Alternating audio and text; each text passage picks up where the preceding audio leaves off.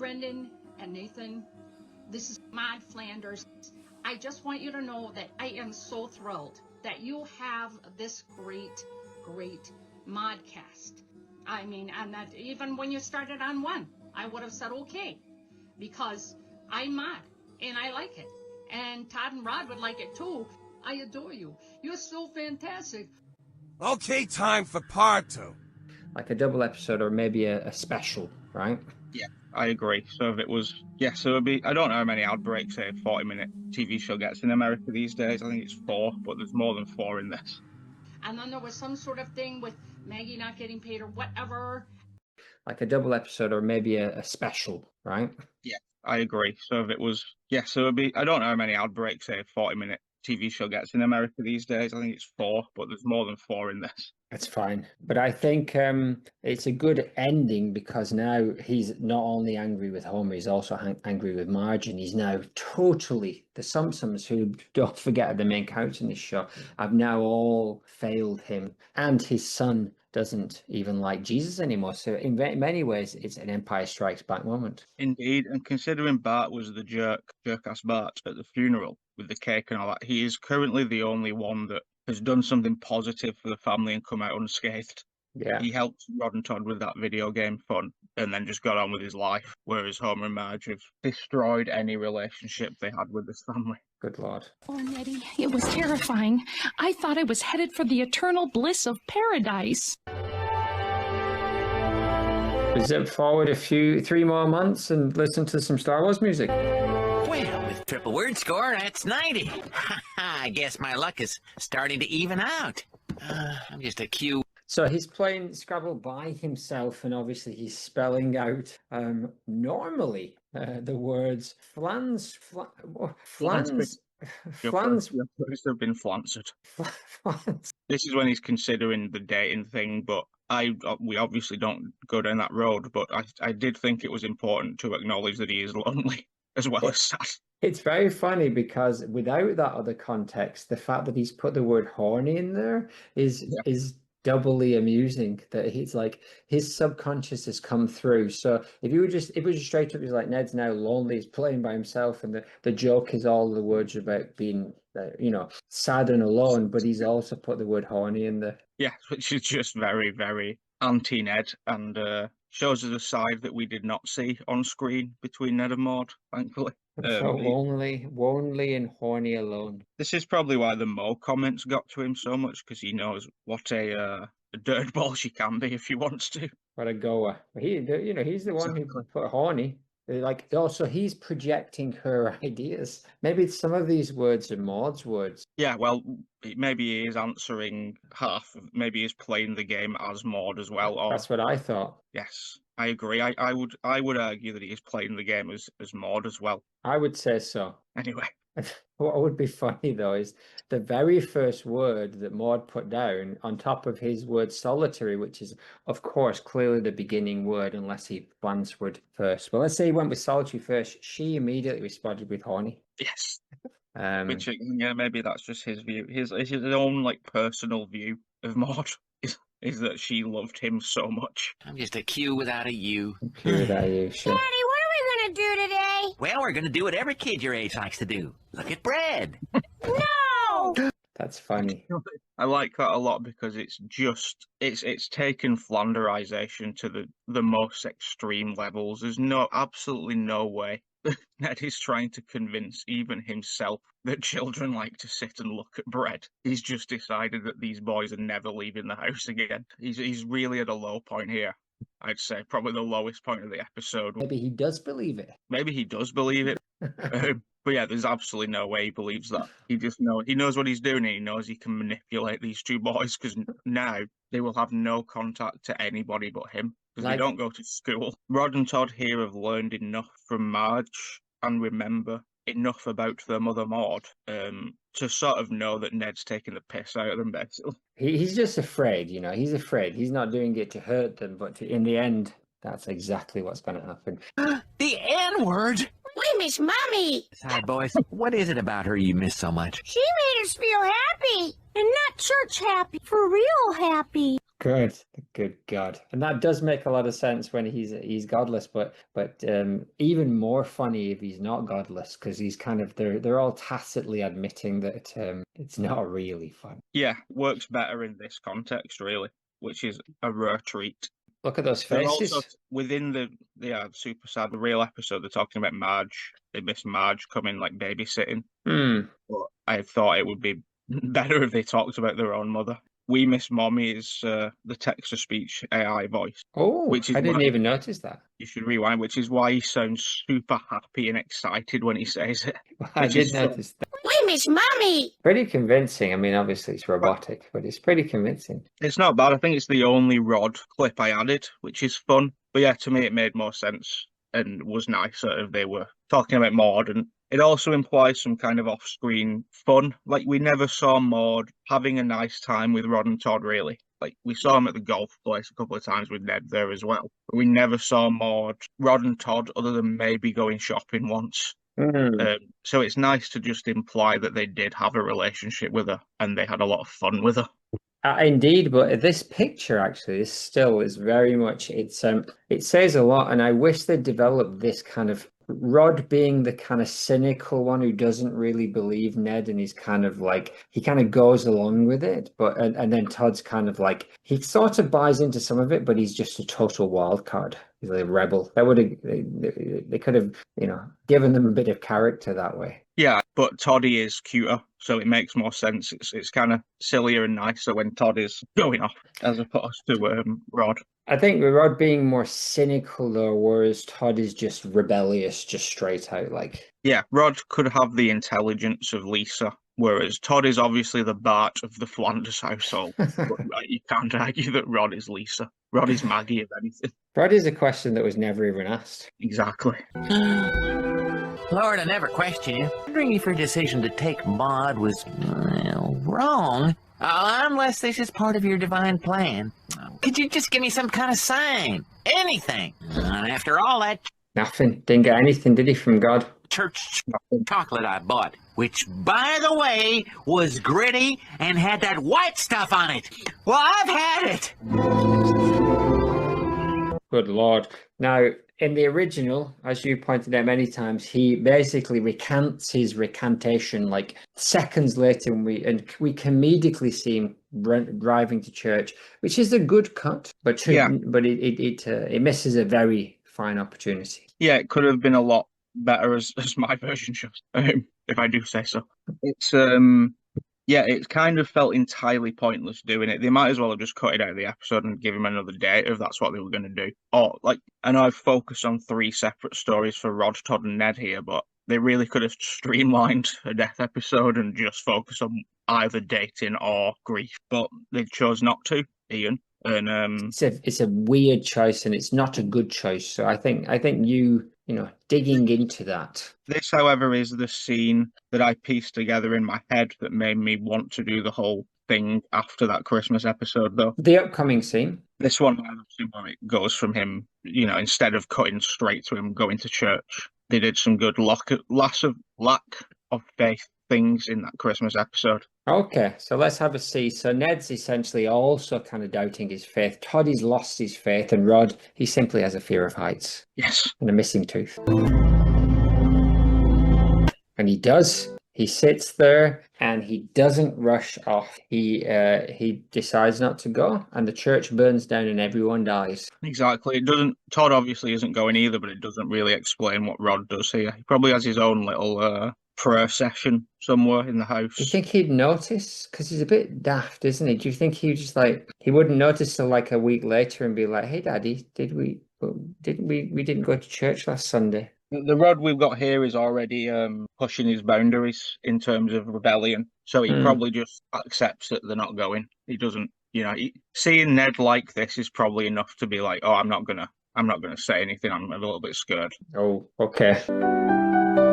You can't upset him even slightly.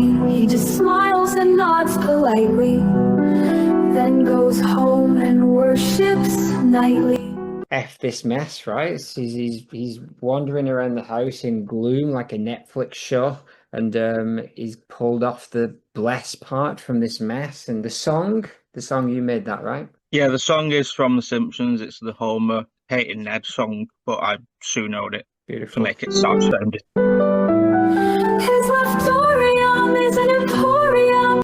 Oh, come on. He goes for devil coffee. That's a bit much, isn't it? It is, but we are stressing that a bit much is needed in this scene. Okay. He's really, really gone. He's off. This is his worst moment yet. I say for the third time this week. He's in there too far. Good news is coffee is risen, pushes to the side, and just takes a generic mug. Don't yell at Ned. DER, his wife is dead. Oh, he's filling it with better than per aspirin. All that stuff that he didn't he no longer believes in, he's taken away. And I noticed, and maybe he took it off, no post-it note on the mirror. Yeah, I also noticed the no post-it note, but I think he is still in the thing of doing that for now. It's just Okay. not morning. But it's a fun thing I've just remembered that he did start off leaving his job in the pharmaceutical game to get into the leftorium. So it's sort of like he's reverting back to the Yeah. Ned that he used to be, even though he was still married to Maude when he was doing all that. But when Ned doesn't have faith, he goes back to pharmaceutical. There is two things.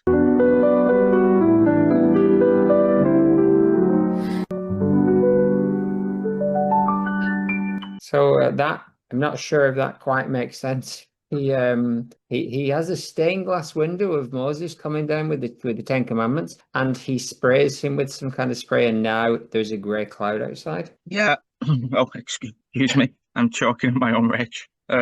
Yeah, you nailed it. You hit the nail on the head. It could be that Rod did it because he's the only one clinging to faith, and Ned knew that it was, like painted on and just thought, well, nope, we're not doing this. Oh, it was painted. So Rod painted that professional level picture of Moses on the stairs. You'll have to forgive me if I'm slightly incredulous of your valid opinion. That is fine for now.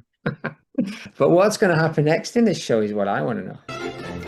It's the next day. Neddie's back up and he's happy music, and he's putting the "I love you" for Maude on the thing, but he seems to have a second. He's second guessing himself. We don't know really. And then 3 quiet months after that, it's now appears to be Christmas time, which would put Maude's death 6 months earlier. Am I right? So a summer death. I think, yeah, the 6 to 8 months have passed. I can't remember how many months we've skipped. But yeah, that was the first time Ned did not put the post-it note on the mirror. He had so he's still been doing it for like 6 to 8 months following a death. Now it's a lot of things that he's breaking the routine of and questioning. Very bleak indeed. This is very much his Empire Strikes Back. It is very much his ESB. A lot of it was set at Christmas from like 3 different episodes, so that helped quite a lot. Oh yeah. So what's he up to now? So he's out there in his nativity, but his Jesus is gone, and he says, "If you ever want to see your Jesus again, talk to Homer." So the idea is that Jesus has stolen his Homer has stolen his Jesus, but no El Cagagna, as we well know. Unfortunately, he has another one. Is that the joke? Is that if you pull the lever, another Jesus comes? Yeah, I bet there's loads. I bet he just restocks the underneath Jesus, knowing that Homer was going to do this over and over again. Not just Homer. There's a whole slew of people who would have stolen a life-size Jesus multiple times from the Flanders Garden. I imagine that it's actually a very, like, what the kids of Springfield do for a laugh. Maybe. I still think people are giving him a break because his wife died. Not Nelson. No chance. No one really had a problem with Ned other than Homer anyway. The next person to have a problem with him is Reverend Lovejoy. And I think even he at this point is like, well, his wife died. Like things have taken a real turn here. Yes, I better back off a little bit and go back to my trains, which are now smashed up. They are all smashed up and shit. Unfortunately, I think that's the last direct reference to Homer and Ned not talking, and they do make up in this episode without really addressing it. But the end of that episode took place in like a coma dream space. So CDS. Doesn't everything at this point?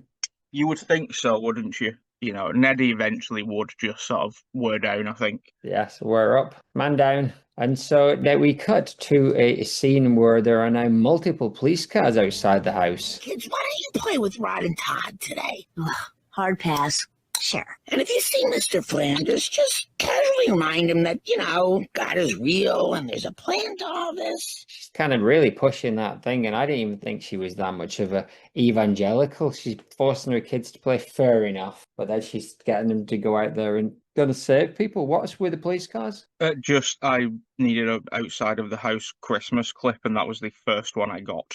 Fair that enough. I remember. So the cars So- have just been abandoned there by drunk policemen on their way home. Either that or Ned has called them about the Jesus issue, and they've all turned up to help on the insistence of Sarah. Nice. I think. Oh yeah, because the police in Springfield are incompetent, and the police chief's wife is Maude's cousin. I forgot about that. Exactly, her cousin. Yeah, I think Marge here more is trying to get Ned back to his usual self than actually, being like a god pusher. I get you. That's his defining trait, really, isn't it? Yeah, she's trying to make him okay again, as opposed to, an actual... Like, if this was, like, Hibbert's wife, this wouldn't be the route she would take. No, God.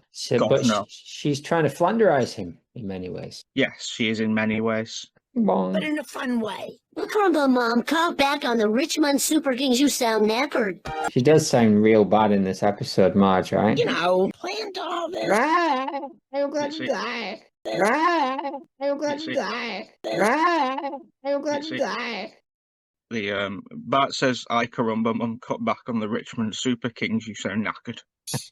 Crumble, Mom, call back on the Richmond Super Kings. You sound knackered. I like that little edit you did there. So for some reason now, I guess Bart and Lisa have decided to take their mum's advice, and they've gone over to the Wiener's house, and they're having a sandwich with R&T and Ned, who seem to be engaged in prayer. Maybe they're just both thinking at this point. Oh, yeah, there's little bits I couldn't get around. I did cut a Todd line out of this, but he is still shocked that Ned doesn't say grace, which doesn't make a lot of sense. No, but he's kind of torn, isn't he? He's like he's inconsistent in his denial of the Lord. Exactly. Natalie Imbrugli Todd. Very good. I will. You didn't say grace. If God... Here we go. So he doesn't say grace. Todd's shocked. He's just a reaction. He's not really thinking. Rod, very shocked. But you see in Maude's eyes, they're looking at the sky, to the moon, right? They're basically... There's two things going on. One, she's not looking at Ned. She's pretending that this isn't happening. But two, she's looking upwards to try and raise their spirits a little bit. But it's not going to go well. That PB&J. Yes, or she is looking upwards at the other picture of Ned, remembering the man he used to be. Exactly. An argument can be made for Todd being shocked still, because even though Todd has lost his faith, he is still shocked that now Ned has also lost his faith. That is exactly what I think is happening here. Does exist. Well, he's a big boy. He can handle a little renunciation when Is he drunk? Is Ned drunk during this scene? Because he sounds like he's struggling to say those words. Exist. Well, he's a big boy. He can handle a little renunciation when a fella needs a break. I thought you weren't doing that stuff anymore. Bart's right. We're going to have a freewheeling Christmas where you boys get toys. So they're excited, right? They're unsure whether to be excited about this, because I think all three of them, as you said earlier about guilt, I think they just carry a lot of guilt around. So the idea of them getting toys is nice to them, but they sort of feel guilty because they're probably only getting toys because their dad's lost faith because their mum died. Yeah, there's a lot of complex feelings going on there in this, but the boys will accept it. I guess we're the unfortunate now. Yeah, because we don't have a god. Yay! So Todd's still torn. He might go back and forth, but he's happy. Whereas Rod, this is devastating for him. Devastatingly happy. Rod seems the least connected to God out of the four of them anyway. Let's just say that. Oh my goodness, it's a bold claim. The other thing that works well in that dinner scene is they're eating PB&J sandwiches as opposed to just white bread with water, which again displays a drastic and radical change, especially for Rod. You got to watch what Rod eats. Yeah, peanut butter and jelly. I mean, jelly for sure. Giving your diabetic child a sandwich full of fruit jam. I hope not. But maybe Ned's he's just not thinking straight, I don't think, at this point. I agree. That's why Todd and Rod are so shocked, and they don't really know how to react. They don't know whether they're supposed to. Todd and Todd are shocked too. Exactly. They do not like it too. Ned is acting so out of character that they don't really know how to be around him because they're not used to this Ned. So they're just Yeah. going for like, oh yeah, we're happy, aren't we? Oh yeah. But anyway, so they go to a Christmas Jubilee later that night. Special guest Santa, which just appears to be Homer. And they're at the wherever this building is, probably some kind of town hall. Yes. I'm Darren Brown. What if there is no God? So all it took is shitty TV magician Darren Brown to get Ned to question God. He'd already been questioning it, but now Darren, with his mind-reading tricks, has sent him over the edge. And Margie's right there to witness it, and she hears him say it right out loud, what if there is no God? Indeed. I thought Darren Brown does a whole speech about Santa. Ooh, that cannot be good. I thought it'd be much funnier if he just walked down and said, hello, I'm Darren Brown, and Ned immediately upon hearing that realised there was no God. That's true. I don't know if Darren Brown would hit home for many people. And also, if you notice, just another unintentional Maude thing for us is her best friend Shauna Chalmers is sat behind. Right behind her. What if there is no God? Sweet Jesus on a Trisket. No one's in charge. Well, let's go have a little talk. Helter Skelter. It's a quick turn.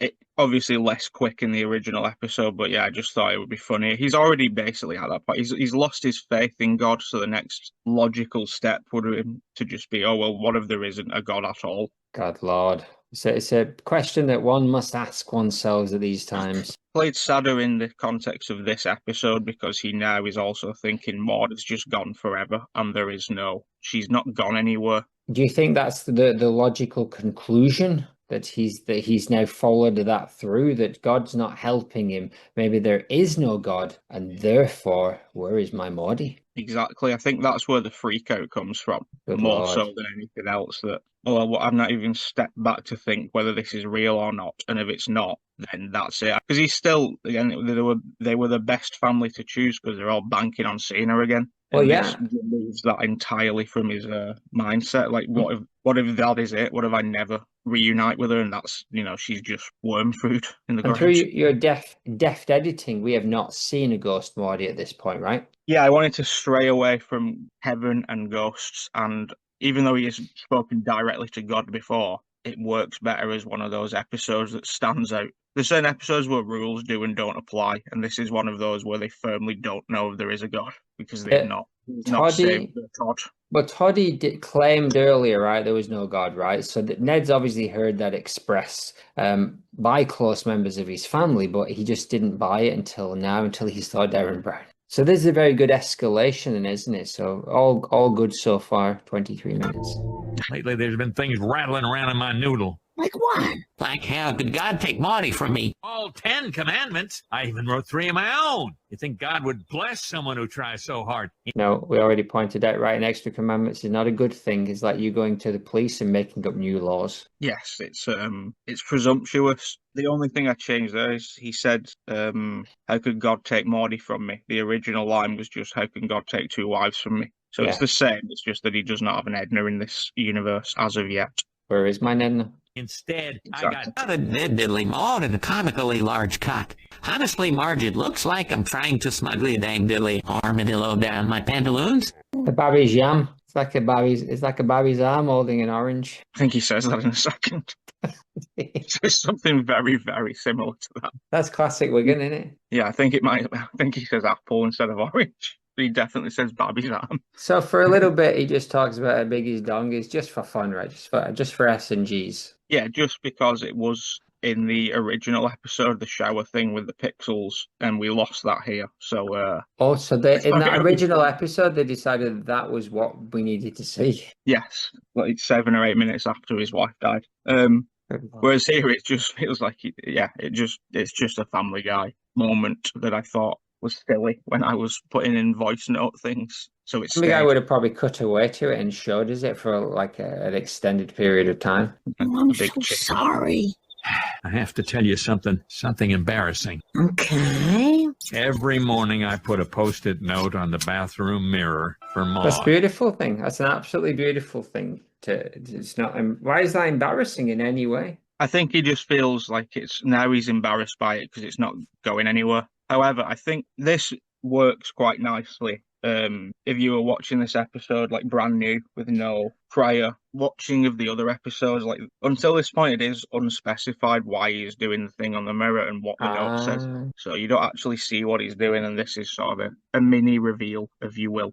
Oh, that's nice. That's good. So he's a bit embarrassed because maybe wasting his time and being very silly about this whole thing, but I don't think he'll stick with that. Well, that's sweet. Something I always did for Maude. After she died, I kept doing it, thinking somehow she might see it. I think she does. Do you think he varied the messages? I think so, yeah, because I feel like we see that "you are terrific" one, but you also see a different one with a heart on it. Okay. I love terrific. Exactly. But I'm not completely sure about Ghost. Honestly, love, it's like a fucking baby's arm holding an apple. But then There you go. Fair enough. I had seen it though, so it's not. It's maybe I just remembered it. But that's for shits and gigs. But here she says she doesn't know ghost rules, which I think is a good thing to say in this case. To say like we don't know what the ghost rules are. Let's not play fast and loose with that. Yeah, it's very sweet and in line with Marge to just sort of be like, well, I think so, but we don't actually have the answer. As we know, ghost rules are in full effect, but yeah, I did feel it was important to not see Maude as a ghost throughout. See more bots. Tonight I asked myself the question I never before dared to ask. What if this is all there is? Oh, man. Of course that's not all there is. There's daytime, and they're always dipping new things in chocolate. Get some rest. Tomorrow you'll feel better. It's a very poor answer for Marge, isn't it? That he says like I really question everything, and she says, well, what about like a deep fried Mars bar? Yeah, it implies we don't have time to care about Marge in this episode, but it also implies that Marge doesn't really have a lot of faith. Nothing to do with family or love or, honouring the people that have gone. But I think she needs to do that in the episode, because if she'd given a good answer, it might have helped. Here, this is a plot-serving bad answer. I think on a good day, Marge has some faith. This scene would have made more sense if Homer was doing it, because the dumb things would have made more sense. But yeah, it's lucky for us because he is still not talking to Homer. He didn't say he wasn't talking to Marge. He just kicked off, and that was like 3-ish months ago. Yeah, so it's kind of one of those things that calmed a bit. Yeah, it's a moment of crisis, and she's offering help. He isn't going to kick off with... He's sort of, he's calmed down, and he's ready to open up a little bit. Aye. Ends on a little bit of a sad note. He's a downer, but again, I like the fact that you've made this plot into something it should have been and now is. And I hope those losers at Disney watch this and get their act together, get their shit together, and make it for real. You hearing me, Bob Eisenberg? Me mouth. Bob Iceberg. Let's do this shit. Look, Todd, you don't have to believe. In church, just smile and nod, but be sleeping on the inside. It works at work, too. But I really... So for some reason, he's now in a park with Todd, thankfully not Rod, because I'm sure he would have given him the ice cream as well. So now Homer, for some reason, who is still, as far as I can see, not talking to Ned, but is now okay for him to hang out with Todd in the park. I'm going to just imagine that Marge was looking after him and had to go somewhere. And they're having a man-to-man chat about a lack of belief and how you can just sleep through church, which is true. They'll never catch you. Jesus will never see. Yeah, that's true. There isn't really a reason. Also, Marge isn't allowed to watch them at this point. So that's true. But you can imagine in some convoluted way, Homer would have found a way to get Todd. Let's be careful how this next part is said. He's found a way to get Todd to hang out at the park with him. With ice cream. On the promise of ice cream. Yeah, no, it's fine. I imagine you can always, in my mind, they bumped into each other at the park. That's in no way possible. There is no way Todd, in his father's heightened state of awareness, there's absolutely no way Todd is out of that house by himself. That's true.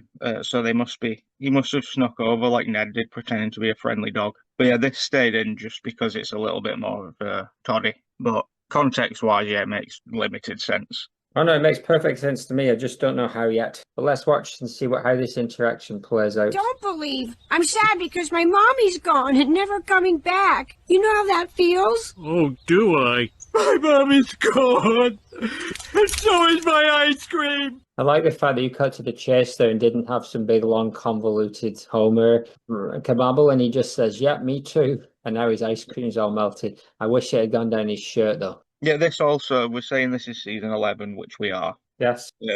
Homer's mum has not died, but she has spent 97% of his life absent.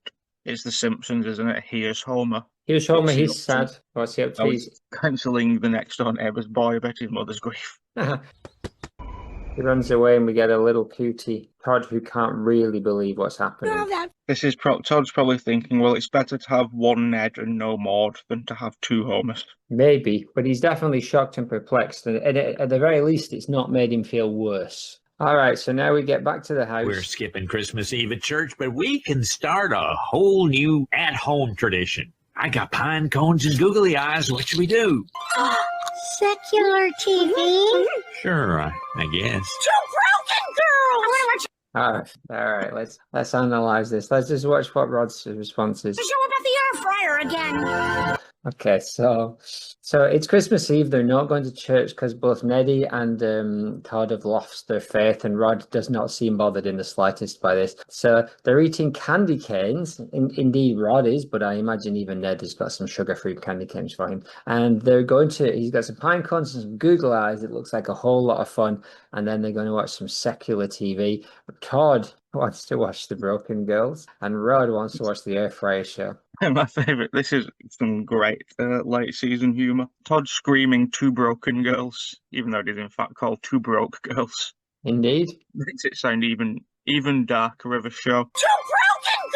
I want to watch the show about... he's so happy as well when he says it, right? Like he's been desperate to watch it. Look at that! Look at that, Todd. He can't wait. And I imagine the candy cane is still sugar free because if anything, he would believe even more in diabetes now. Oh yeah, if anything. Like it's not God's will anymore, it's just a pancreas thing. But he's also, he's very, very aware of the safety. So yeah, of course, he's probably given Todd one too, just in case, JSC. And they're looking through toy catalogues as well, right? It seems that way. And Todd definitely doesn't need additional sugar. So yeah, I agree. Ned still looks a little bit concerned with this choice. Like he's still doubting whether or not his godlessness is right. Which kind of does need to stay in the this.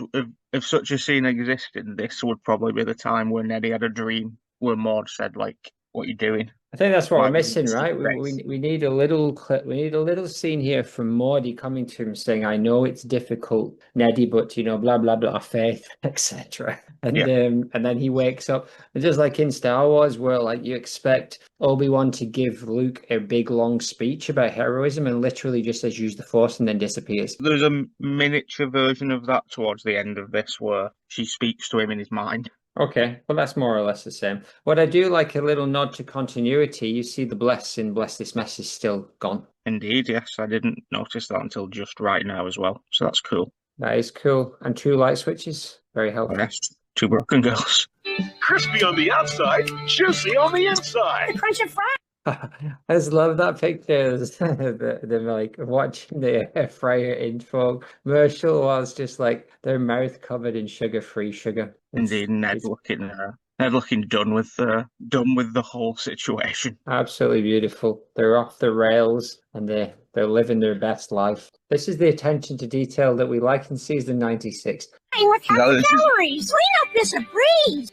The crunch of frying with half the calories. Clean up is a breeze. I'm absolutely loving these off-piste boys. Oh yeah, this is a great showing for the weirdness of Rod and Todd that's occurred post-Maude already. This episode is so far in the future, the weirdness has escalated over a natural progression of time for us, but within the context of this episode, this has taken 4 or 5 months and 6 minutes in show. Which is, of course, exactly how it would have worked, in the real world. They would have gone off the rails and just not been able to come back. But going off the rails for these boys means eating a sugar-free candy cane and watching air fryer commercials. Yeah, so they're definitely their mother's sons. Indeed. Okay, boys, time to get ready for bed.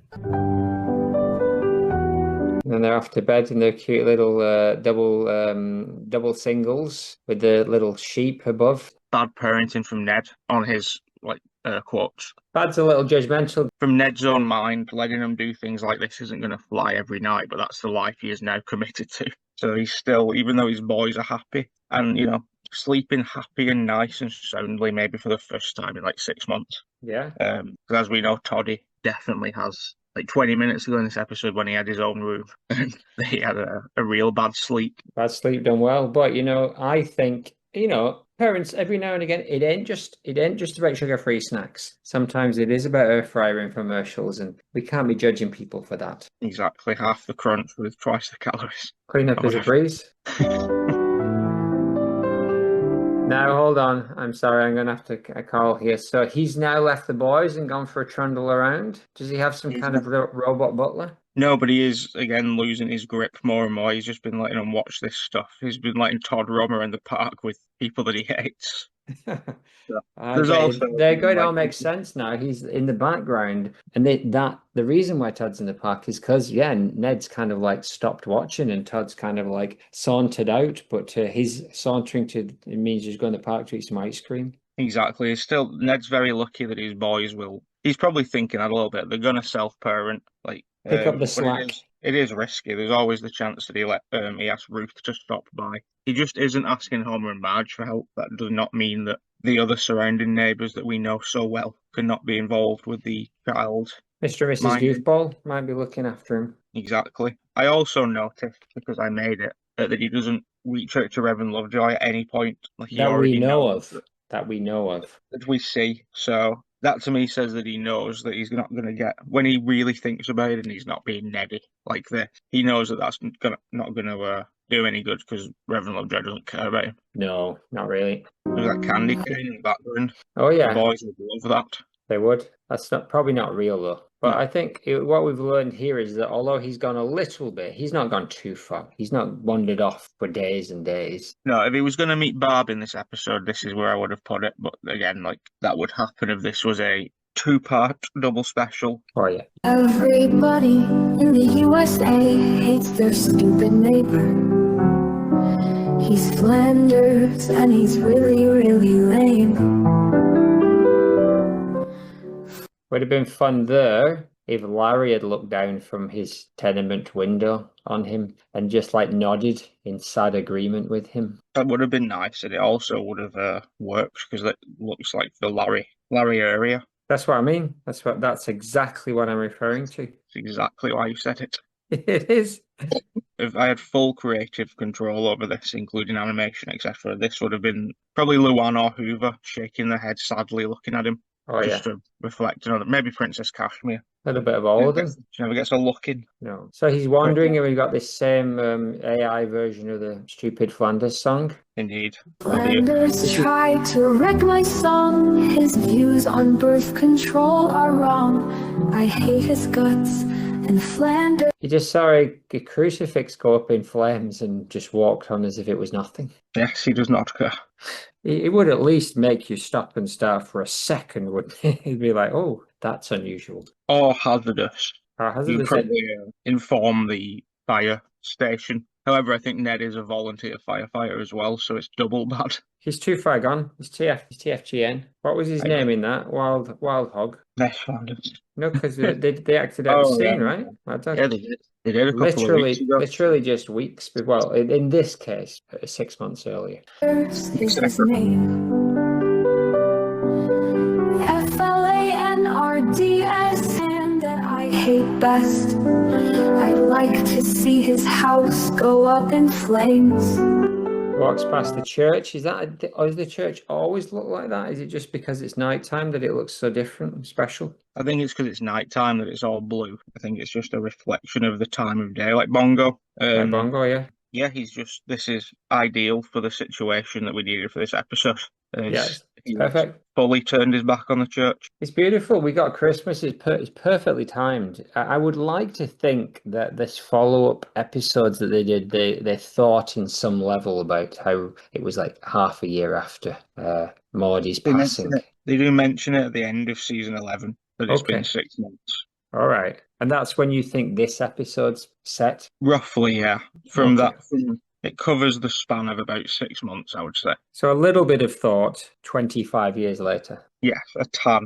This is just 6 months after that episode in season 11. Not necessarily 6 months after a specific period in time. Albuquerque. FLA, his name is Ned. ERS, such a stupid name. Worse than Frankenstein or Dr. No. So Timothy waves at him. Timothy does acknowledge him and wave at him. So, you know. Yeah, Tim's trying. Tim knows what kind. This isn't a. If anything, there could have been a segment in this for if we were going to go super duper long of Tim's guilt for how he's been treating Ned for his. Do you think there's a novel in this? There's definitely a novella. There's definitely a novella in this of the family and town's reaction to the traumatic death of Maud Flanders. Yeah, because we don't even see what Shauna Chalmers thinks about it, and it's her best friend. And even the Skinners are glaring at him. Yes, all of those characters as well have Maude interactions. Skinner, Agnes, and Tim in their own ways have different Maude stories. Oh yeah, from Investorettes to Holy Rollers to that burlesque shutdown group. Oh yeah, Skinner's the least of the two, but he would still know her quite well. Yeah, they all know what circumstance he's in, and they clearly feel bad for him, which is nice and important for Lovejoy, really. But he's still, at least he's not acting like Lovejoy normally acts with Ned. At least he sort of is aware and is probably open. His door is probably open for Ned right now, but Ned is not interested. So we get quite a shot of Mose, but obviously, as we know, Neddy would never go in there, so this must just be a subplot. We gotta get drunk and fast. I'll take one too. What? Homer's drinking, but we don't need to know why or why he's getting drunk fast. But who's that? I'm losing everything. Just give me a drink. I'm sorry, Flanders. I can't pour you a drink. You do. So he's in here, and again, if it hasn't been mentioned before that he's forgiven Homer, this is kind of a tacit kind of, observation that, if he's going to come in and sit next to Homer, they just do that, the gruff friends, shishi banshi, just kind of nod at each other, and then everything's forgotten. This scene works as the forgiving scene to me. He never specifies those words. Yeah. But they have like an open, and you can tell from Ned the way he is that his anger and depression have moved to another place.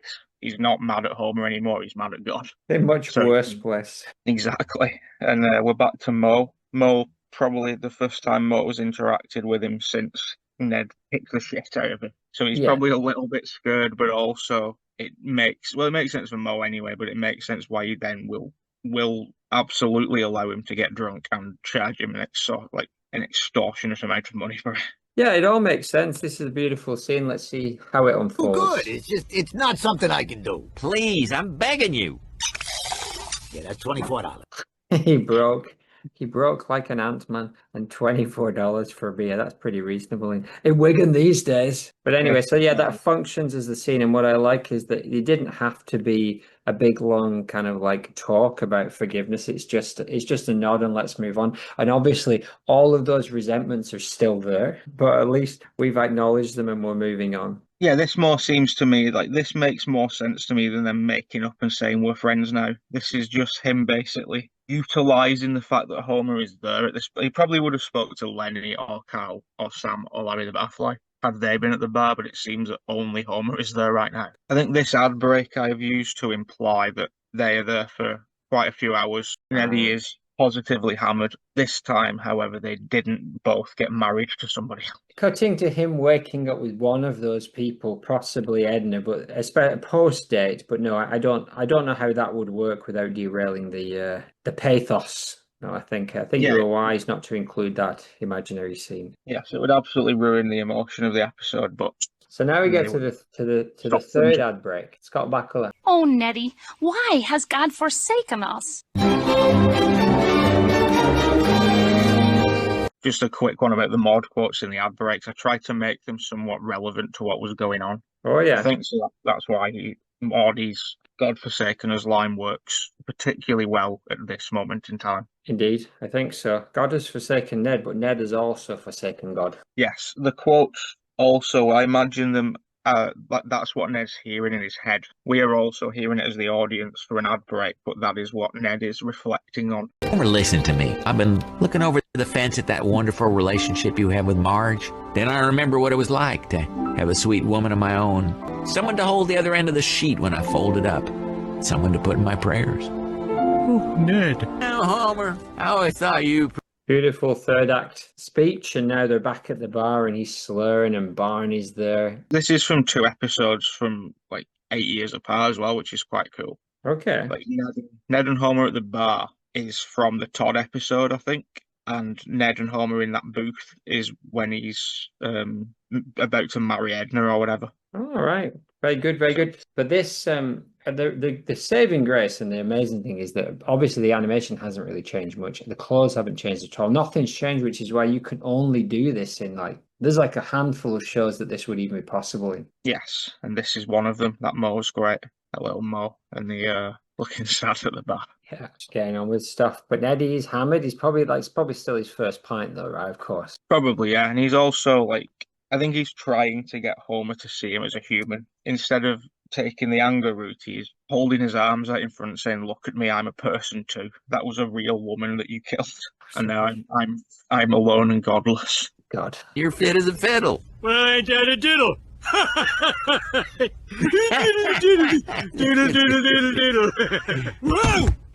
Awful. Awful. I do like that. This is Ned actively talking about the meta part of the episode, which is why is Homer always fine? And my wife got in one little accident. My wife got sent to Bel Air. Yeah. Bel Air being heaven in this situation. Or hell. So yeah, and Homer doesn't know is the answer. Like Homer isn't. This is Ned realizing that Homer didn't choose that. He has no real control over that situation. So there's not really much point being mad at him for that. No, there's point being mad for all the other things, but not for. But killing his wife, that's fine. But not being killed himself is not a good enough reason. I would have liked to see a little bit of anger. I would like to see a little bit of an angry, sad Ned being like, and you jumped off cliffs and you get hit by blah, blah, blah. And they made up that bullshit excuse where you could get hit in the head for ever and not be damaged. And human cannibal and that shit. And it's like, come on. And my wife, she merely fell 20 or 30 meters. And died immediately. That a little bit of anger there and then him getting over it would have done it for me. Yes, in my ideal world, this speech would have come a lot earlier when he was angry. I can only agree with you. Oh no, I think it's good here because now he's had a real chance to think about it. So I do think that either place is good, but I think it works here. We're assuming now he's basically forgiven him and we're moving on. You know what? There may not be a heaven, but getting drunk with you ain't hell. There may not be a heaven, but getting drunk with you ain't hell. Oh, Homer, you always know what to say. So he gets home and then he drops. It's still early enough for him to drop by the Simpsons house. I imagine it's Christmas Eve, so maybe Homer just said, "Come by for one. The boys are already in bed, and your babysitter, whoever they might be, is fine." There would have been a scene here where they've probably not a scene, but just them coming into the house would have helped because we don't know. Homer might still be at Moe's. It's not really. No, we got to assume Homer's having a big long dump. I think this is just Ned. They've sobered up on the walk back, and this is Ned making amends with Marge for that time that he yelled at her in front of everybody, but never yelled at for chipping Rod's tooth, but never yelled at her husband for killing his wife. Inside, how are you doing, Ned? Well, okay, I guess. Christmas loses a lot of its magic when you stop believing in God. Lisa, when you became a Buddhist, didn't you miss the miracles? Buddhists believe in miracles. Suppose there existed a notion. The story nobody needed to see. Yeah, I considered taking it out, but it plays back in later. So I thought I'll leave it in because it's quite a nice little. No, it's a good one. It's a good one, but it's just like anything to do with Lisa is it just adds nothing to any. I guess she's balanced if we're being kind. My logic for this is I'm kind of still keeping in mind that it's a Simpsons TV show, so I wanted to give all four of them, not the baby, just a little bit of something to do. That's good. And this was kind of the only Lisa thing was that she banged onto Ned and Todd about Buddhism, so that was but she knew full well she wasn't going to get anything out of that. It's just this story works towards Ned's belief in God again for some reason. Now, of course, that is showing your lack of knowledge of Buddhism, because as a Buddhist, she would not want anything because all want and desire is a pathway to pain. Exactly. She's a question nobody asked. Size of this world. On its surface floated an ox yoke, and at the bottom of this vast ocean there lived a blind sea turtle who surfaced once every 100 years to take a breath. In my animation, that turtle would have looked like Maude. Yeah, of course. So would all of the other characters. And the voice. Turtle were to take its breath by raising its head through the middle of that yolk. This is how miraculous it is that you were even born. This life is a precious opportunity. Buddhists don't concern themselves with the afterlife.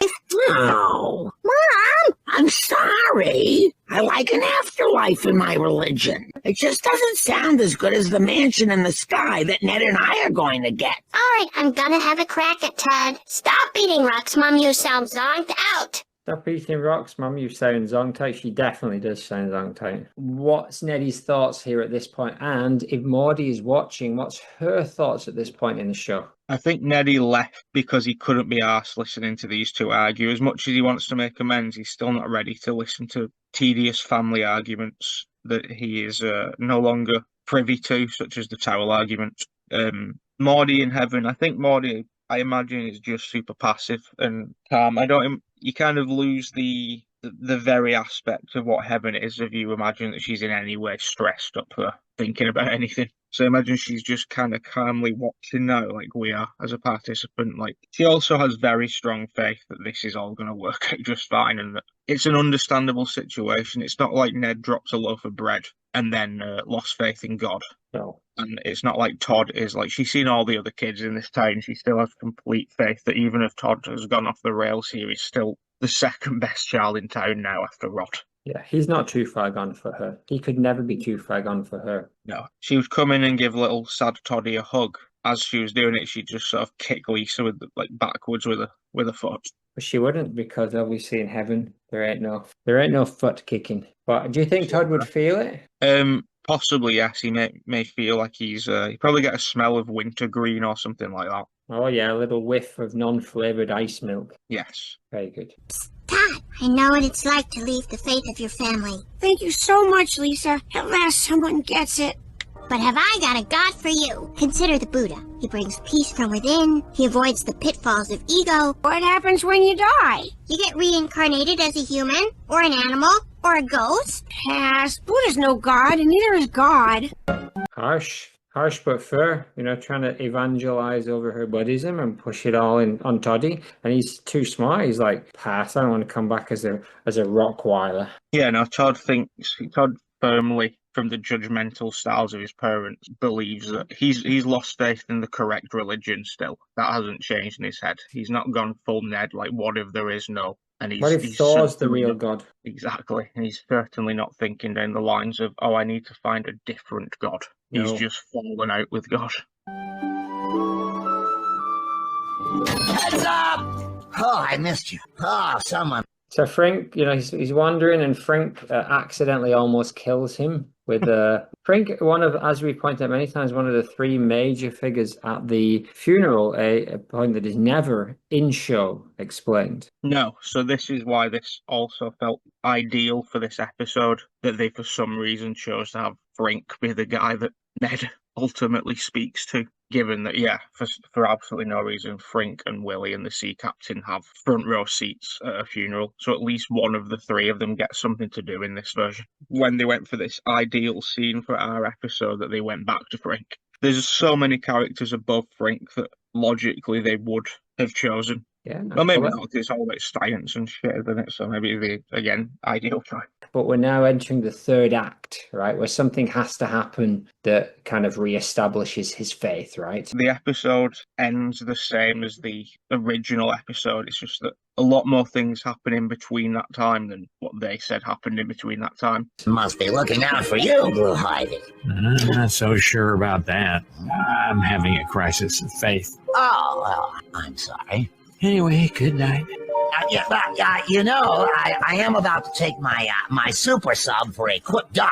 I was friends with Maude. We used to meet for coffee and delve into the whole science versus religion glavin. She was a wonderful woman, Ned. Did you care to join me? That makes a lot of sense as why he invited Ned to go down his submarine, right? Yeah, I had to do something. As soon as I found those voices and I realised I could do a little bit of something. Yeah. I felt it was important for Frink to say, this is how I knew Maude. There was nothing weird going on. Yeah. She was actually A very into busty woman. open-minded discussions about science and faith. Very good, and I like it, and it's very good. But wouldn't this worry Ned, the fact that these conversations had happened without him ever being privy to them? But he trusts Maude, so that maybe not. He trusts Maude. There's also no reason that Ned doesn't know. This could just be one of those audience exposition moments. Ah, yes. So he could be nodding along like, yeah, of course I know that. Professor David Frink. Maybe just as a refresher, maybe Frink doesn't know that, he's under the assumption that Ned knew, but he's just bringing it up just in case he did not know. It's So semi-valid exposition, right? It's the kind of thing that could possibly be said, but wouldn't really be said in real life. But it's not kind of like I'm the president type exposition. Yeah, it makes sense. Like Frink didn't go out of his way to say these things. Neddy has sort of stumbled upon his path and he's seen an opportunity to talk about his friendship with his wife. Yeah, people do say things like that. Like, she was a good woman, and then says a very obvious thing. Indeed. I think it might be good for you. Why not? Might be good for you though, Frank. That's a bit presumptuous. But I mean, I guess he already thinks that he's going to reignite Ned's faith. I think he's just trying to be helpful because he liked Maude, is the way I see it. Ned's just said to him that he's lost his faith. Frink isn't saying, I'm going to help you get your faith back. He's just saying, would you like to come? He does see that, but we do see Frink in church though, right? Yeah, he's there quite a lot. And he establishes kind of within this that he is not godless. Godful. But you see a lot of people in church who probably shouldn't be there. Good One Lord. of them being Lisa Simpson, the Buddhist. That is true. And Todd Flanders, the atheist. How do you deal with the emptiness that comes with knowing there is no God?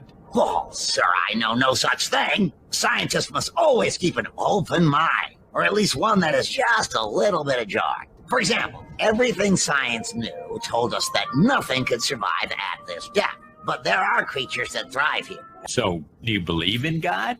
I think that God is revealed in the orderly harmony of nature. Yes.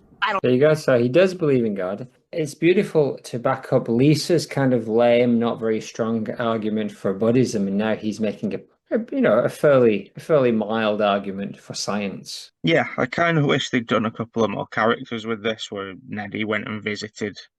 Willie and the sea captain would have been the best two options. Rule of three, though. You got the rule of three, right? Yeah, but I suppose Homer, Lisa, and then Frink seem to be the three driving points of Neddy coming back round, which is quite cool. Yeah. It's going to get a lot less sentimental with this next set of speeches. Yes, please. And fellow with the floods and the harps. Yeah, I just wish he would talk to me. Could that kind of God exist? I have learned anything is possible. Look at the giant siphonophore. It acts like a single creature, but it is actually a 100-foot conga line of individual organisms. Unbelievable. Like, there's literally no way you would have expected anything like that, or the Lisa little story in like seasons 1 to 10. This does kind of feel early-ish to me. Maybe it's just the nighttime thing. I don't know. There's something that is. Well, it was a gag a minute back in the old days. Like this is several minutes without any obvious jokes being made. True, but they did do a lot of sentimental stuff as well. I'd say they did way more sentimental stuff early on than they do these days. So it's maybe when they do stuff like this, it always feels like they're aiming for what they used to have. I think the nice stuff still lands. It's the jokes that aren't working too well. So just double down on the scientific explanation segments. We can probably squeeze a couple of minutes about Frank talking about animals that shouldn't exist. Exactly. Oh, golly, it's a miracle! Maude taught me the joy of shame and the shame of joy. Maude Flanders taught me the joy of shame and the shame of joy. I would never steal her man. Maude Flanders taught me the shame of joy and the joy of shame, or whatever. Maude Flanders was in many ways not a supporting player in my life. Maude Flanders was definitely not a supporting player in my life. Maude Flanders taught me the joy of shame and the shame of joy. Worst t-shirt killing date ever. In many ways, Maude Flanders was my... Now, two things. One, I do kind of like that. All the voices coming over. It's pretty beautiful. And then, could we not have got Maude's face on that giant... I did. Yeah, it was more because I can't really do anything with moving animation. The characters I used here were the ones that don't get anything to do and should have in the context of the Maudecast. That's very nice. He's remembering Maude and thinking of all the love for Maude while seeing this glorious creature that should not exist. my attention with memorable religious bias and comical judgments. But whether you noticed her or not, I did, and Maude was always there. And I thought she always would be. Won't somebody PAs think of Rod and Todd? Luan expresses similar sentiments, but her voice was unavailable. Not even Marcia Mitzman could be roped in. That man, she was really something. No, I mean it. If it were you that died, I would have batted her once at the bottom around, like a cat at a scratch post. I would have gone bottom-inch bell for hours at a time, Ned. I would have reduced her soul to absolute tatters, Ned. Absolute fucking tatters. What did he say at the end? Absolute fucking tatters. Very funny. A good way to finish, and a good way to finish that little set of speeches. A very Family Guy way to go, but I did want to, Mo, the thing that led Ned to beating Mo up, in hindsight, isn't that bad of a thing to say. So I wanted to imagine that scene went on a bit longer, and Ned is remembering what Mo actually said. Jeez Louise. Oh, it is a rare privilege. More people have been to the moon than here in the Hadal Zone. Wow, that is something. You think fish know when... Wait, did you say the moon? Yes, we are at a very experimental depth right now. Experimental? Oh, yes, this is my first time. Did you add the stings, or was that in the show? The only thing I changed here is I made him say, instead of saying to the moon, I made him say to the moon. Yes, I noticed that. Other than that, no changes. I am finding it quite pleasant. What the Did you add that? No, that was in there. I added this Frink line following it, but that was... What the You out of your fucking mind, Ned. Bring us up! Bring us up! All right, okay. Don't want any more F torpedoes. So that went very quickly, but am I to assume that we are going into the ad break thinking that the capsule exploded? Yes. And Ned is dead. And Ned is dead. That scene went on for 2 or 3 more minutes in the original, so I just cut around it. It just felt this could have gone as well if there was other things to use, but having this sort of over-the-top explosion sound of thing is very Simpsons-esque in it, which is good considering it comes from that show. It's a Simpsons third act moment, isn't it? A submarine exploding with It is, 2 characters inside. It is, but if you think the same episode, only, in episode 1, Maude died, and now they're threatening that Ned's died, and they haven't shown any suggestions that Maude didn't die and that she's not coming back. So in many ways, it's very clever, because you're like, is Ned going to die as well? Have they killed them both off? Because that is brutal. Or does that kind of mean that they're both going to come back? Normally, you would be like, oh, well, he's going to be fine. But they just murdered his wife 20 minutes earlier. So you don't know. It is a lot. Everything you question, you can answer with, well, they just killed his wife, so why wouldn't they? Yeah. We're going into the last ad break. The mountain that Jesus Christ is born. Yes, Marge? Reverend, I gave Ned Flanders some bad advice. Now he could be in real trouble. He's disappeared. My goodness, he's disappeared. He's gone in the submarine. But there's the whole him going missing thing has been patched in. He's gone missing. That's good. It's very good. I like it's a combination of when Maude comes and says, is your husband asleep in nice in bed? Mine is not. Is that in there? No, she's dead. But that Lovejoy and Marge bit is from that episode. There is a dream where Maude appears at the door and Marge wakes up and she's like, where did Ned go? What have I done? That would have been quite nice. But also, would Maude choose Marge to be the first person to appear? I think you should stick with your no ghosts policy. Your dad was in a submarine explosion? Sorry. Oh, very nice. So we now know that Ned is not around, and Rod and Todd are just absolutely oblivious, while Marge and the baby have to break it to them that their other parent is now MIA. Good Lord. No amount of broken girls and air fryers can bring them back from this. No, certainly not. And there's also the people could have gone down the thinking of Frink was dead. Are they just going to keep killing people off? Nobody would have batted an eyelid if Frink had gone. True. I would have batted one. A single eyelid. That's basically a wink, though, which is not better. No, it's true. It's very cold from Marge. Funny and lazy, so I can see why they do it sometimes. This was a bit of struggle with the most, was how do we Ned having a submarine explosion. How can we bring Rod and Todd back into that? And I knew we had this Todd hospital stuff. Yeah. Which is why I kept the explosion stuff in. Because I thought, well, that worked.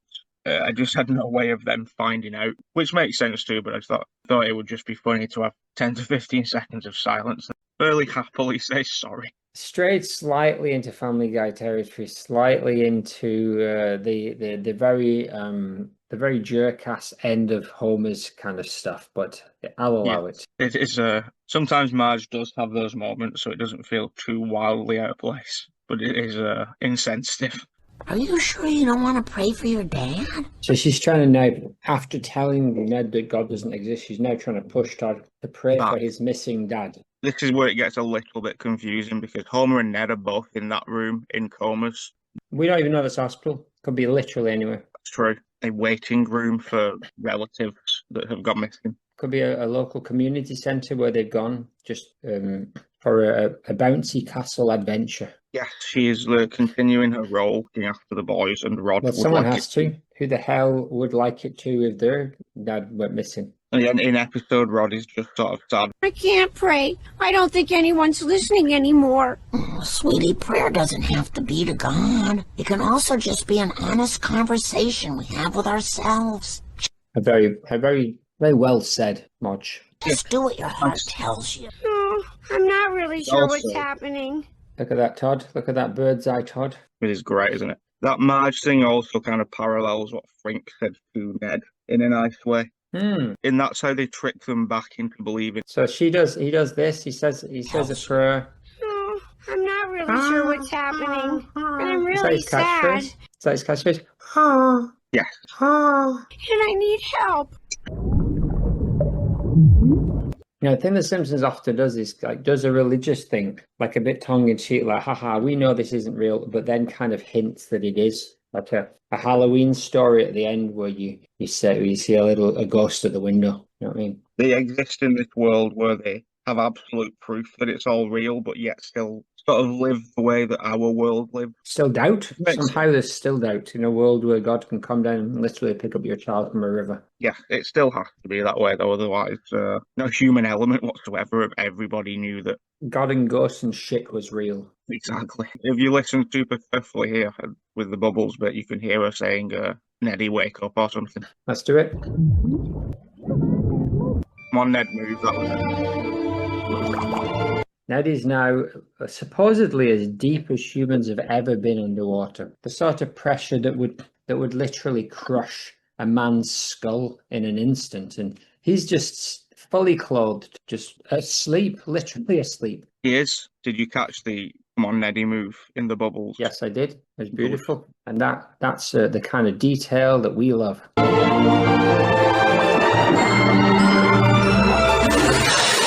Comes to the top, gets the bends.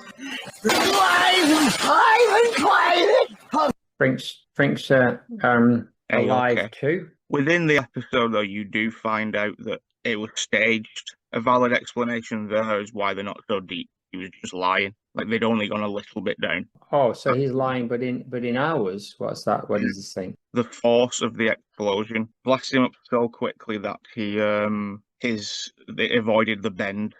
Avoided the bends because he was too quick. There was a little bit of jiggery pokery. Maybe Frink was playing a trick. Maybe Frink didn't really go down as far as they could. Maybe the submarine, when he realized he was in danger, he started blasting for the surface, and that's what saved him in the end. Ned emerging from the water is super cool. Yeah, it's good, Ned. What are you floating on? That almost looks like what is that?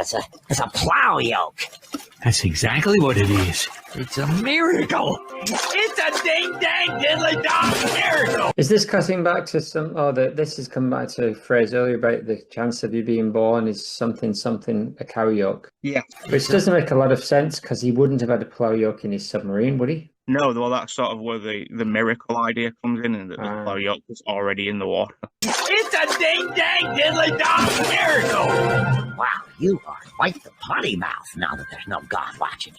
So they DDDDM. Yes, it's so in that they tricked him back into thinking it was a miracle and no one ever told him. I think so, yes. But this is the big reveal, isn't it? The comeback that they tricked Ned and we tricked the audience. We did. Everybody tricked everybody, and Maude's still dead. Congratulations, wonderful. But we should get to the boat. Can't be in the water for too long. We're gonna be fine. I have faith. Faith. Oh, just think, Nettie. We're part of Springfield. Another outbreak. Another outbreak were coming in. That was a very short section there, but it was fun. I do like how Frank isn't very nice to Ned.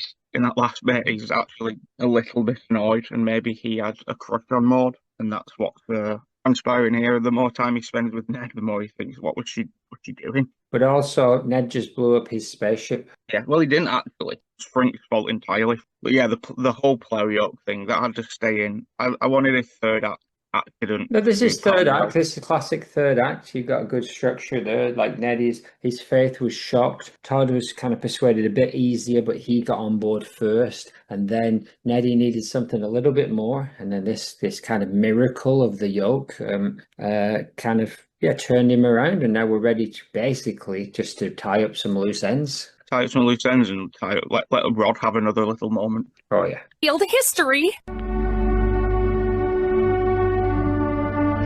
Goodness, there's a lot of people. Flanders vigil. So there was a little Flanders vigil for everyone thinking that Ned had gone, but is the vigil because he's back, or is the vigil because they think he's missing? The vigil within the episode is because he's in a coma. In this episode, the real what it really is now. I think he is back. He'd been in a submarine explosion, and then he was checked into the hospital, and everybody found out that's where he was. That group of people that we see outside, that should have been the funeral of Maude Flanders. Yeah. So it is also like we are still supporting you, Ned. Stays the tone. You came back! I believe again! 2 lives saved by prayer. And normally I would go boo, but I'll accept it for it's very much in keeping with the Flanders. Yeah, it could have done with a slightly longer scene, but that is essentially them both back on board. Yeah, I buy it. That's enough. We don't need to push it too far in a double episode. You know, they got their miracles. This time my prayer was on. You got to roll the dice. You got to be in it to win it. That's what Toddy found out. Let's watch that.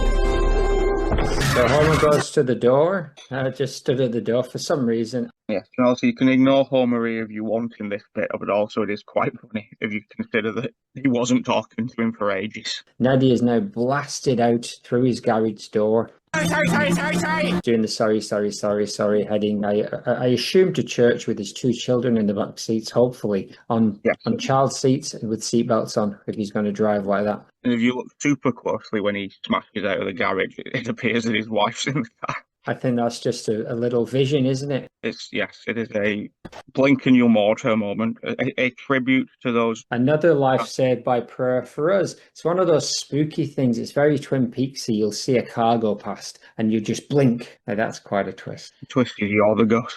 Hello, I'm Kent Brockman, and this is Eye on Springfield. So now we're out of the third act, and we're really just winding down, and we Kent Brockman, but there's still 5 minutes left, give or take, 30 seconds of credits. We've got about 5 minutes of goodness to go. Now our latest update on Monkey Boy Bart Simpson. Toot Toot has taken Bart to the highest spot in town. Oh, good Lord. Is this an unconnected story buried in the banner headline? It is, and it was also, I almost said it in for the last 15 minutes. It would be funnier if it just blasted in at the end unrelated, and this is like, this is what Bart's been doing in the meantime. And but obviously it does tie back into what we need it to. This was my way of making it slightly less random. It just needed some form of explanation as to where the story was about to go.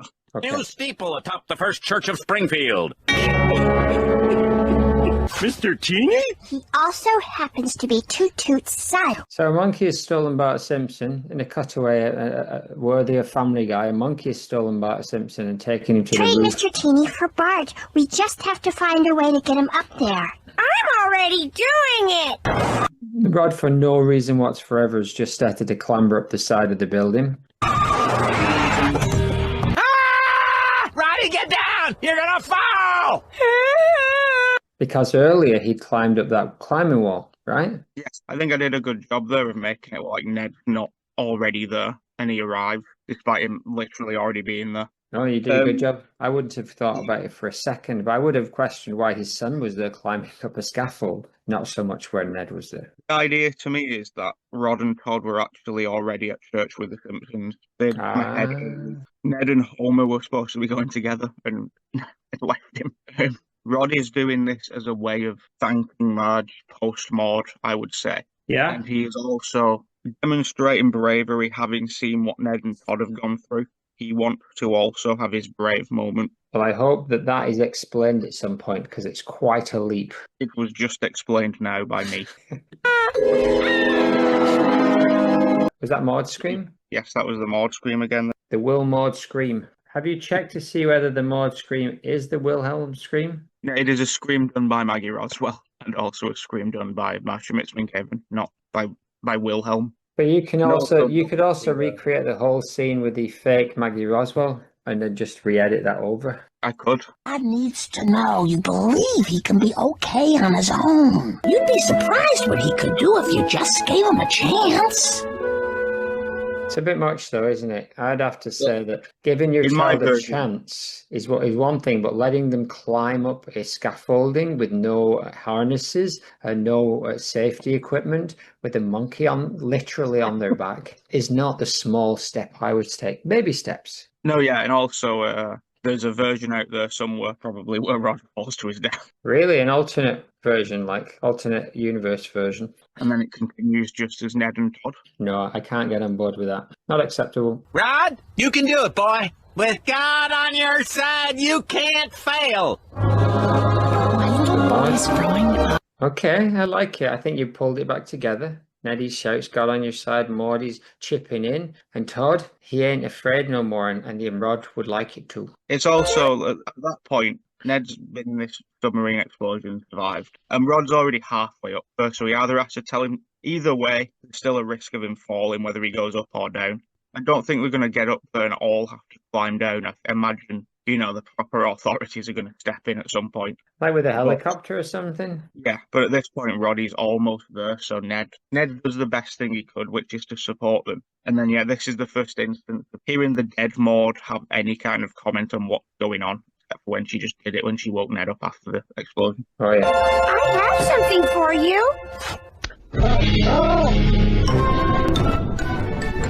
Okay, We so thought we'd try something. Proper authorities arrived. The boys got down safely. But of course, as you said, it's just mirroring when he fell earlier, isn't it? And Neddy shouted at him and he fell. And this time Ned was shouting positive things and he climbed. Yeah, it's a beautiful moment that could have had a bit of a better ending. However, it just ends with everybody hugging. All the monkeys hug. So everything's sort of back to normal and church can begin. So get down and put your knees together. As if by magic, yeah, we have circled back round to the last 2 or 3 minutes of the actual episode. And also, did you hear what Reverend Lovejoy just said? So get down and put your knees together. He wants us to hold it between our knees. Oh, yes. And not only that, face forward, Lovejoy.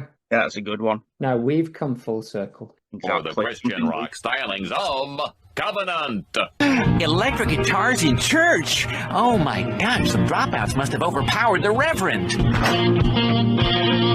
This is a love song about a dude I met in a sleazy motel. A dude named God. That's very good. I always like that line. That over the top gasp and then, oh, we're going to go ham. That's how you do it. Yeah.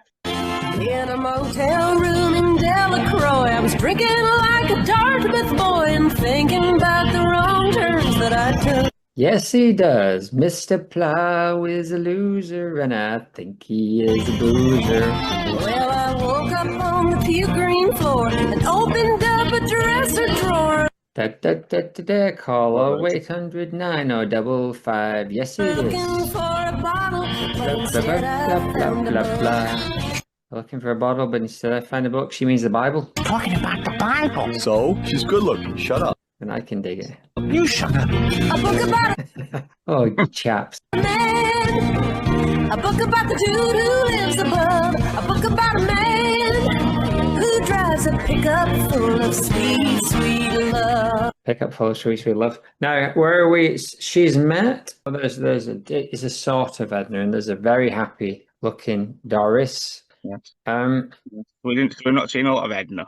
They went out on a date, right? They did, and he didn't go for Doris. Now if you think he doesn't care, or maybe that he isn't there, it's not too late to see how wrong you are. Yes, it is. Mr. Plow is a loser. So when your I soul think is he's a gone loser. astray, just let God be your AAA. He'll So this is kind of like reinforcing one last little bit to make sure that Neddy really knows that the cult of Christianity is his home. Exactly. I think that's one of the nicest moments in Simpsons history for me. The bit where he smiles after he says, "If you don't think he's there." Oh yeah. pull you to salvation, and he'll overhaul your heart.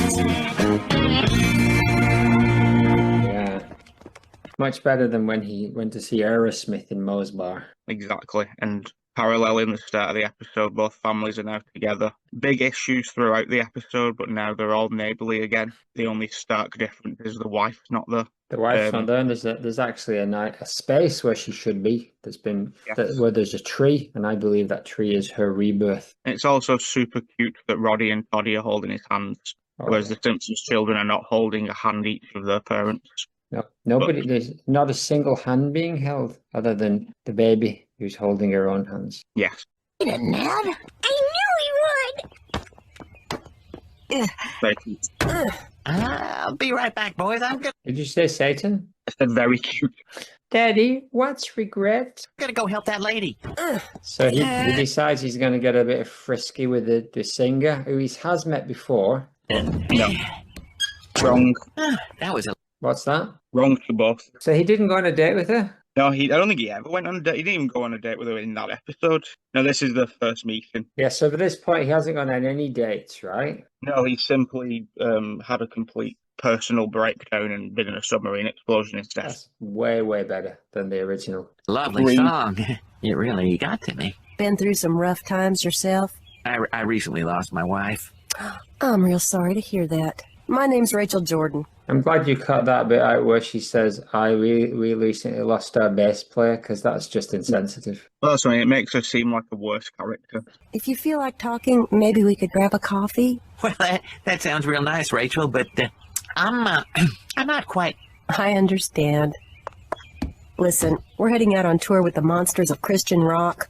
Maybe when we get back, you and I could get together. Well, maybe an alternate universe where Maude joined this Christian band at some point instead of Rachel. A big jumperoo, but I think it's just possible. Yeah, I thought it was very important in our version for Ned to once again bring up Maude and still implying that it was recent, even though it was like... Bring up in terms of words, not to vomit. Or raise from the dead. Which also would have been a voodoo ritual in the post-credits would have been fine by me. Would have been funny. Would have been funny, wouldn't it? Cut away to see Neddy desperately doing voodoo rituals, and then like he just kind of throws it all in the bin and then just turns back to his Bible or something. Yeah, I thought it was just important for Ned to say, no, I am not ready to date. I'm ready to continue embracing my life, raising my boys well and not sheltering them from everything, but no, I am not ready to date. It's way better. This is like 100 million times better than the original episode. we can. My name's Ned Flanders, and I'm here every week. Rain or shine. Yeah, beautiful ending. So now the boys are in bed, and the first time we ever see the ghosty Maude, and she's tucking in Rod. Tucking in. His name is Rod. Tucking in the boy. Good night, Roddy. Tall boy. Tucking in the small boy. Just one little kiss. Oh, what a beautiful ending. A book about a man. A book about the dude who lives above. A book about a man who drives a pickup full of sweet, sweet love. I wonder though, the song is beautiful, but I wonder, is there a more Maudy song? Maudy doesn't really have a song, right, associated with her that people would have associated. No, that we've clambered for a couple, but none of them are really specific to Maude. Yeah. So the closest you would get is a hymn. Yeah, in what would be terms of Maude's acting, him? But it'd have to be something that we knew was associated with Maude, otherwise it would just be a... for him would be Go Tell It on the Mountain, but that wouldn't make sense in season 11 because that only happened in like season 28. You'd have had to plant it a little bit earlier, wouldn't you? You'd have had to plant her singing that just to herself earlier in the episode, and then do a very a choral version of "Go Tell It on the Mountain." Yeah, and there is like a 4 or 5 minute long version of this song I made where it goes into a whole like it's a book about a Maude. No, it's beautiful. It's better than that song they did use, which was about her being dropped on her head or some shit. I wanted to keep it nice for the last few minutes. There's nothing funny. That whole Maude as a ghost thing is beautiful. Yeah. I love that he speaks to Rod because Rod is often even in this episode, it was Todd and Maude who were, mother-son relationship. So it's nice to see that. And also, in my head, Ned is asleep, just a nicer version of the dream he had earlier. Oh, yeah. Now she's living in his dream world. Yeah, she's come back, and we don't know. Maybe it's dream, maybe it's real. But what we do know is that Ned's mind, he got a good old snog from his missus. Exactly. You're living in a dream world, boy. What's that? Oh, that's no way, nowhere. You don't give yourself a writing credit? I didn't write anything. So yeah, you did. What's that called though? When you're basically like you're just an editor. You're more than an editor, surely. And when you say just an editor, you say that's easy to do. Well, whenever a show has been edited for 19 years, Baboon Tunes. Right? So these are all the writers who wrote all those episodes that you heard from. Yes. I did these credits. Maudio. Soul has gone astray. Just let God be your AAA. He'll tow you to salvation and he'll overhaul. What is that one again? Was the Yorkshire pudding that she kind of sucks up with the Hoover? I think it's Jello. They think that they've got leprosy. Beautiful. That was the Roswell scream, was it? Accurate. My disappointment there only is that you did not give yourself a credit. I think you deserved the credit for like they call it a script consultant or something like that, right? Script editor. Basically the person that goes in and rewrites the entire thing but doesn't get a writing credit. Yeah, like a doctor, like a script doctor. Take that party. But yeah, it was a lot of fun to make. Hi, hello. It is me, Chauncey Crockett, and we wanted to avoid any external sources for this special Maudio commentary episode, but sadly the audio cuts out so fervently from now on. It's just not worth even trying, which is sad, but a true fact. Could Nathan just re-record the lines? Yes, absolutely he could. Is he willing to? Hello, I'm Chauncey Crockett, an artificially created sentient bee who will be re-recording Nathan's lines for the final stretch of this marathon episode. Enjoy. And also buzz. And it's nice that they clearly have come back to her over like 15 years, enough times to do this. Well, maybe, but you never know where that would have then taken them. Had they wrapped up that story earlier and done the grief thing, then who knows whether... Yeah, maybe they would have just moved on more. This aired in 2000, yeah? Yeah, the whole thing. If this episode I have produced had aired as the actual episode back in 2000, I think people would be waiting for a Simpsons-style twist where she comes back at the end of the episode. And this montage of her appearances over the credits serves as another way of saying no. She's actually dead and gone. Yeah, it's really gone, right? But she's really gone, and therefore, that episode is wrapped up, and... a beautiful arc, and it was, Neddy had his journey, the boys had their journey, and they achieved some sort of closure right there in season 11.